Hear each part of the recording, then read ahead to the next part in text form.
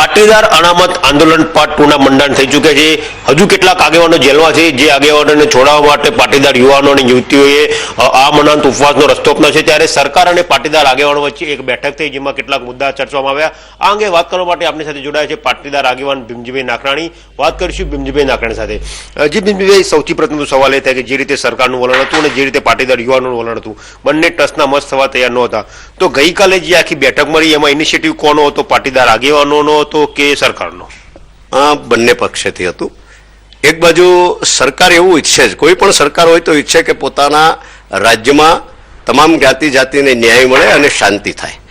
એવી જ રીતે પાટીદારો પણ ચિંતિત છે। પાટીદાર આગેવાનો વર્ષો કાઢી નાખ્યા હોય, આજે મને 62 વર્ષ થયા, 35 વર્ષથી આ કામ કરીએ, તો એમ થાય કે આપણા સમાજ આ રીતે બદનામ ન થાય, આ રીતે એટલું બધું નીચી કક્ષાએ આપણે ન જઈ શકીએ, આ બધું વ્યાજબી નથી। એટલે બંને બાજુથી આ ચિંતા હતી અને કોઈક મધ્યસ્થી વગર તો સંવાદ થાય નહીં।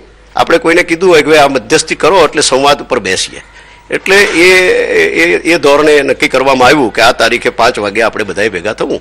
ગુજરાતમાંથી લગભગ 40-50 આગેવાનો હતા। સરકારનું એવું ક્યાંય કૂણું વલણ જોવા મળ્યું કે હાર્દિક અને તેના સાથીદારો જેલમાંથી છૂટે? કેટલીક બાબત એવી હોય છે કે જે સરકારની નીતિનો એક ભાગ હોય, એટલે સરકાર છે એ જ્ઞાતિવાદી ન બની શકે। એને માટે તો નાનામાં નાની જ્ઞાતિ કે મોટામાં મોટી જ્ઞાતિ, ભલે મિનિસ્ટર કોઈ પણ જાતનો હોય, કારણ કે ક્ષત્રિય છે તો કંઈ ક્ષત્રિય પ્રત્યે કોણું લાગણી દર્શાવે એ જુદી ઘટના છે।